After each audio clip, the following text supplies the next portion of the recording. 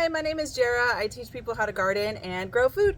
So today I was checking up on my carrots. I've had them growing here for 4 months now, and I just wanted to see, how big they're getting, if they're getting close to ready for harvest. And look at this one. It's so big. This is probably the biggest carrot I've ever grown.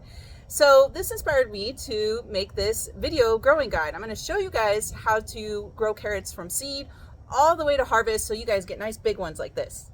I must admit, it took me a couple years to figure this out, how to properly grow carrots, because they do have some unique requirements unlike other crops. So after doing lots of research and just through trial and error, I finally figured out, the best methods to grow the carrots. And the most common issues that I hear about growing carrots have to do with getting them to germinate and getting them to get big, because nobody wants to spend all this time trying to grow carrots and then digging them all out and harvesting them only to find out that they're little. So now that I've mastered growing carrots, I'm going to pass that knowledge over to you guys. Just so you know, you can find this video growing guide in written form on my website. Some people like to have things written down. You can copy and save it or share that information. So you can find this carrot growing guide on my website, jerasgarden.com. I have like a blog section.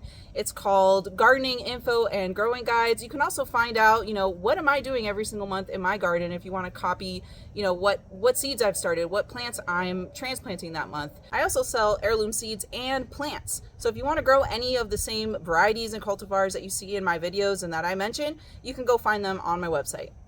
All right, so let's get into it. First off, there's lots of different types of varieties of carrots to choose from. Some of the differences include colors. You can find carrots, in the normal orange color, yellow, white, red, and even black or purple. And actually purple is the original color of carrots until humans got involved and bred these other colors out. You might find some differences in flavor, like some carrots might be just a tiny bit sweeter than others.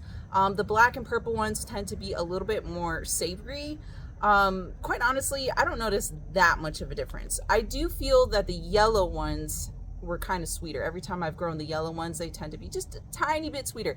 But quite honestly, I don't find that much of a big difference between different carrot cultivars when it comes to flavor. Another really important difference is heat tolerance. There are some carrots that handle the heat better than others, and that is a really important factor to pay attention to if you're in garden zones 8 and up. I'm in garden zone 9B in Orlando, Florida, and we don't get a lot of cold weather. Carrots really like cooler temperatures. So picking the heat tolerant varieties really helps me be successful, because otherwise you're just going to get tiny little carrots. So this particular variety is it's a very old Japanese heirloom variety, and I hope I'm saying this name correctly, but it's called Manpukuji. All right, so if you see those pictures circulating on the internet of those really long carrots that people grow like in tubes and stuff like that, this is that cultivar. So that is how I'm able to get such a big carrot, right? This variety is one of my favorites for sure, but it also has a pretty decent heat tolerance. The purple varieties also tend to have a pretty decent heat tolerance. Speaking about the Manpukuji carrots that are just really big, some cultivars are smaller, like you have your snacking size little carrots, and some are really, really big, like this one.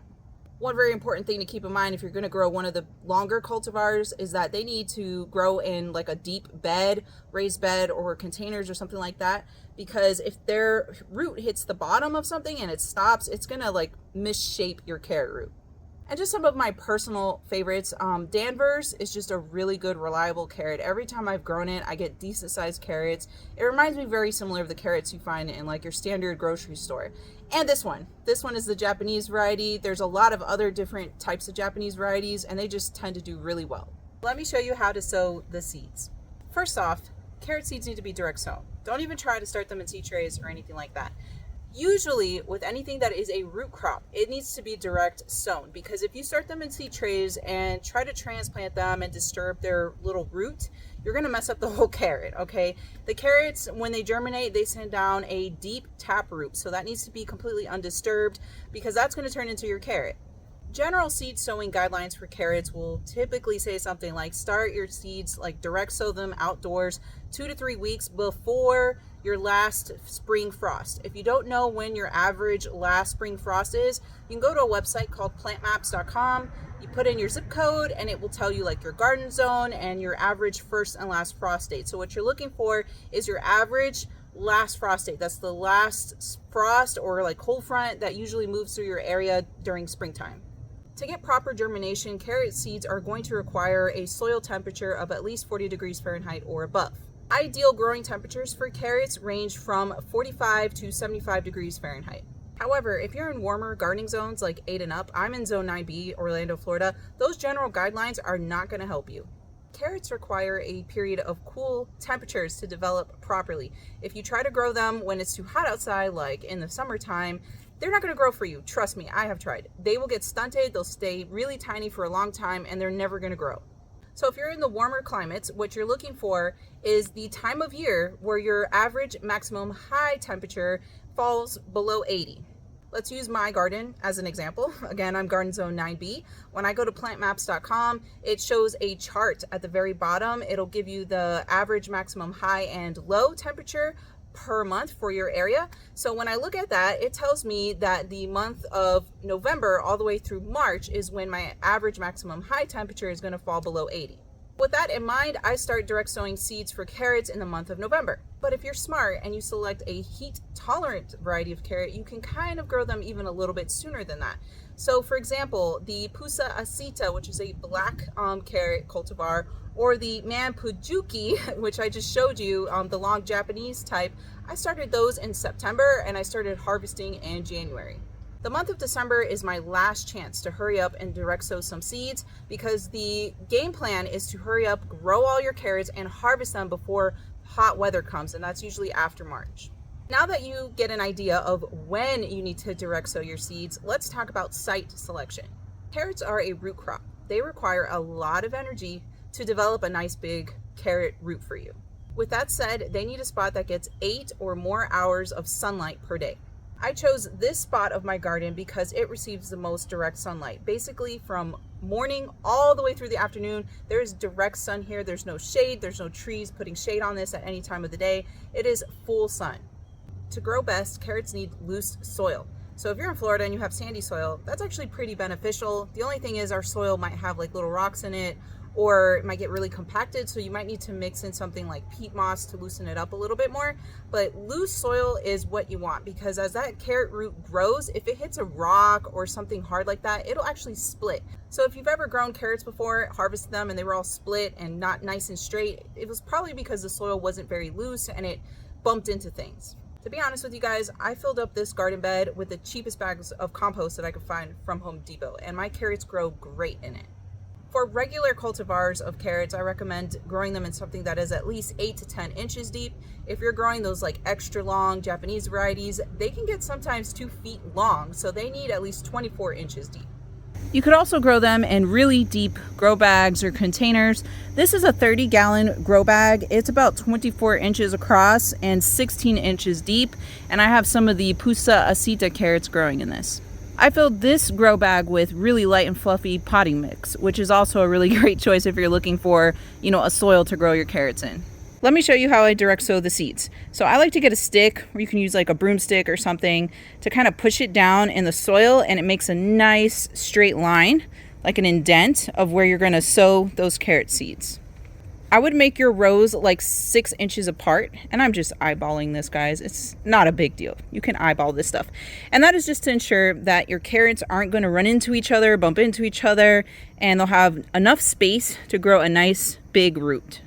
By making these lines, it's also a reminder to you to keep these rows nice and moist, because those carrot seeds take a long time to germinate, and a lot of people have a tendency to forget about them. And here's what the seeds look like. They're pretty tiny, and sometimes it can get frustrating trying to direct sow them. Sometimes people mix it with some sand or something to just kind of give it a little bit more volume to help separate the seeds. But quite honestly, everyone knows that this is how it is, and you're just going to get a pretty dense planting when you sprinkle them in.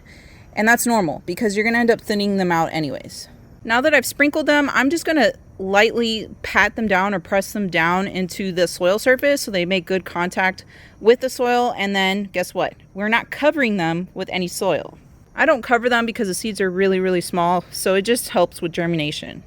The number one reason why your carrot seeds probably are not germinating is because they require moisture to germinate. These seeds have to stay nice and moist for a long time. Sometimes carrots can take 10 days or more to germinate. So you really got to pay attention and make sure that they stay wet at all times. Since this is my home garden, I water them every day, just mist them, keep them nice and moist. But if you cannot be in your garden every day, another thing you can do is get a board, like a flat wooden board or something, place it over your carrot seeds, and that will help lock in moisture over the next couple days or until you're able to come back and check up on them. If you decide to do the board method, you need to lift that board up and check underneath to see, when the majority of the carrot seeds have germinated. And once they've germinated, you need to remove the board because now they require sunlight. These carrots that I sowed in this grow bag are just under 1 month old, so you can see how they've all germinated really well. Now, the next thing you need to do is thin them out, because if they're too crowded, it's going to restrict their growth. So you want to thin them out as soon as they hit like 1 inch tall, which is exactly this stage right here. And I know this hurts, guys. Nobody likes thinning out seedlings, but trust me, if you want nice big carrots, you just have to do it.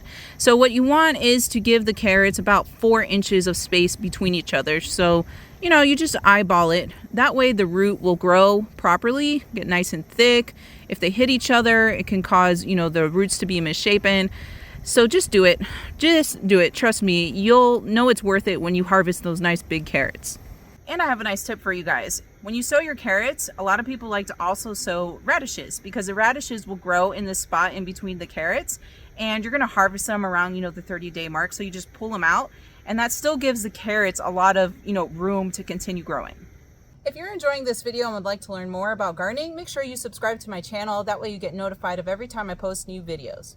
Your support is greatly appreciated, and it really motivates me to continue making a lot of video growing guides just like this one.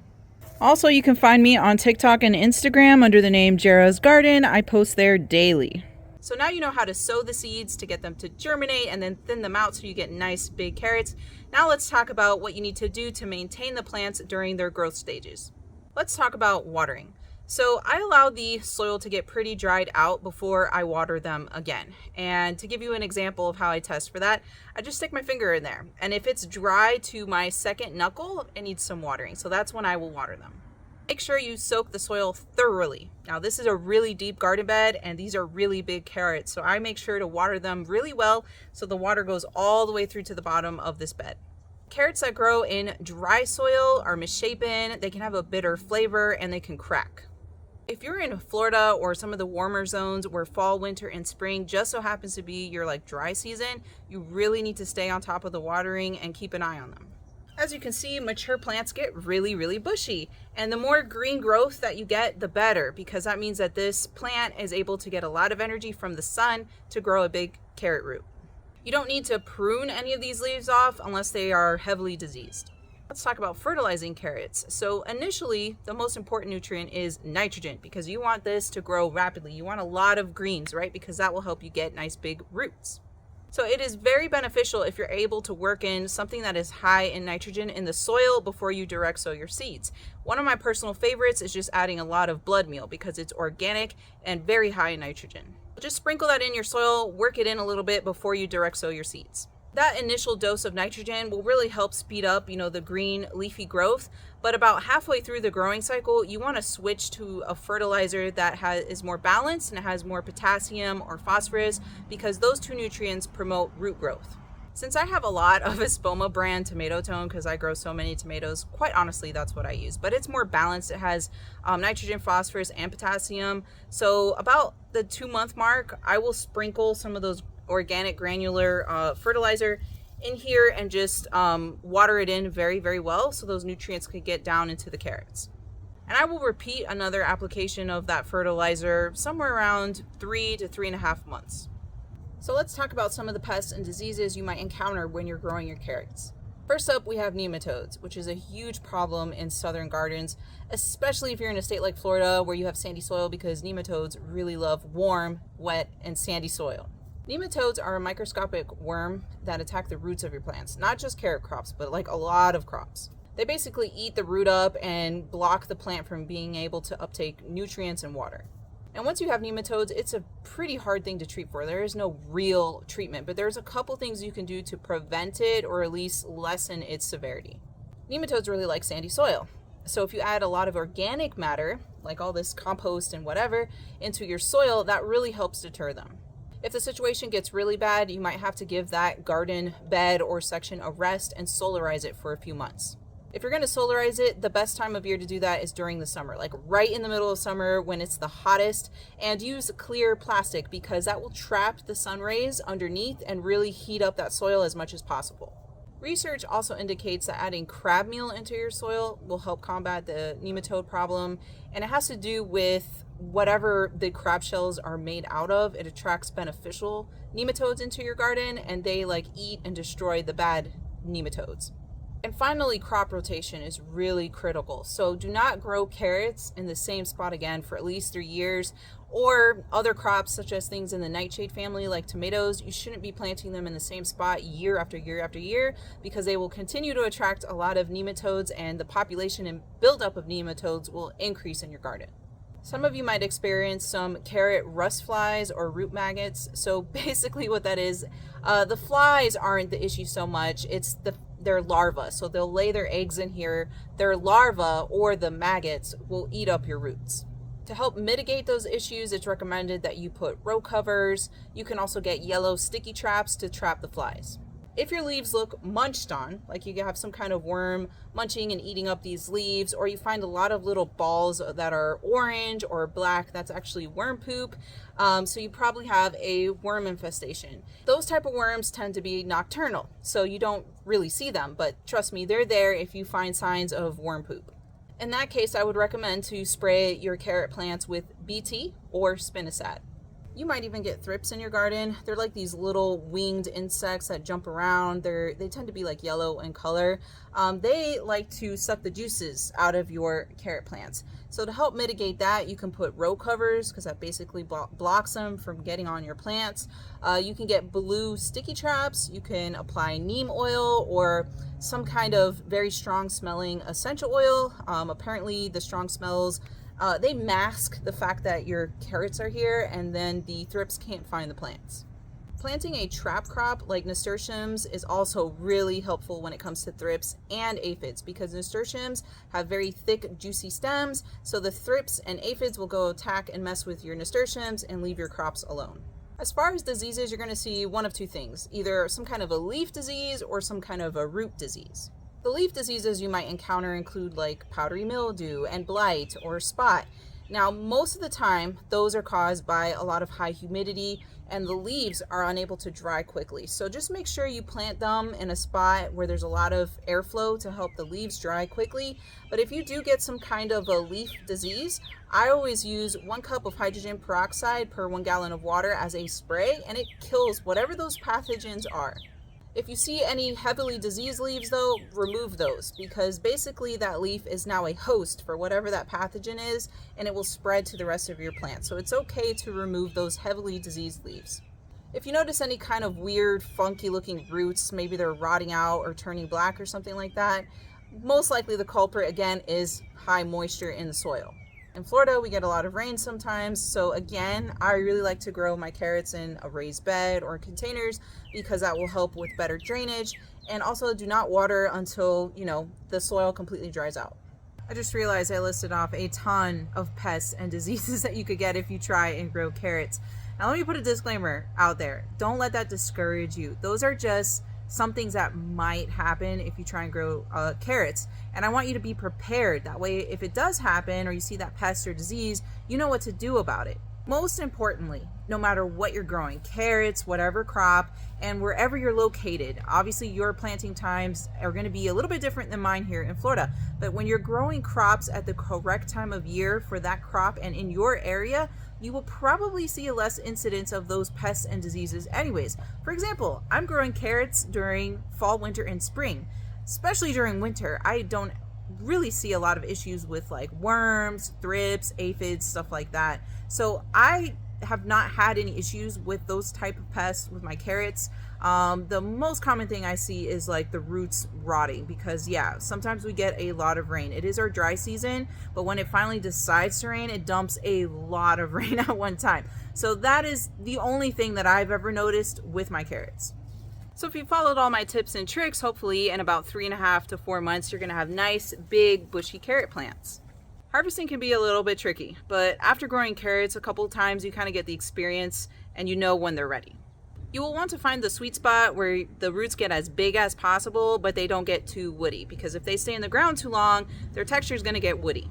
And that sweet spot is going to be different depending on the cultivar that you're growing. Most seed packets are going to say your carrots will be ready in 90 days, but I just don't think that's realistic at all. That might be correct if it's a perfect growing condition, like on a farm or a greenhouse, but for a backyard grower, realistically, I think you should be waiting at least 4 months. Whenever I try to harvest carrots before the 4-month mark, they're just too small. Like, they're not worth harvesting to me at that point. If you try to harvest your carrots too early, you might have noticed that the flavor tastes really gross and bitter, even soapy. And that is due to the content of terpenoids in the carrot root. Carrot roots will develop terpenoids first before it develops its sugar. So if you harvest too early, there's a lot of terpenoids and not enough sugar, which gives that really gross, soapy, bitter taste. That is a very good indicator that the carrots needed more time in the ground to grow. Once my carrots hit the 4-month mark, I will start testing them out to see and kind of gauge how big they are. So I'll show you how I test that out. This is a Danvers variety of carrot, and you can already see the shoulders are popping out of the ground. I like to take my finger and kind of push back the soil just to kind of gauge the thickness of those shoulders. If they are hitting around 1.5 to 2 inches, that's probably a good indicator that the rest of the root in the ground is pretty big. This one here I can feel is even wider, so I'm going to test this one out and pull it. Look at that. It's a nice size standard carrot. This is the Danvers again, one of my favorites because the carrots do tend to have a very consistent size. They get nice and big. But this one looks pretty good, but as an extra step, I'm going to take this test carrot and just cook it up in my kitchen. That way I can taste it and make sure that it has a lot of sugar developed into it, that it doesn't have a high concentration of those terpenoids. And if it tastes fine and great, then I can go ahead and start harvesting the rest of the carrots. And it is said that the best time to harvest carrots is like in the evening time, because that's when the roots will have its highest concentration of sugars. So if you follow this guide, hopefully you're harvesting a lot of carrots. Now let's discuss how you store them. If you're going to eat them pretty soon, within 2 to 4 weeks, it's totally fine to store them in the fridge. What you're going to do is wash off all of the dirt and then immediately cut off these carrot green tops, because these carrot greens are going to continue taking nutrients and water out of the carrot root, and it will cause the root to go limp, and there's no way you can fix that.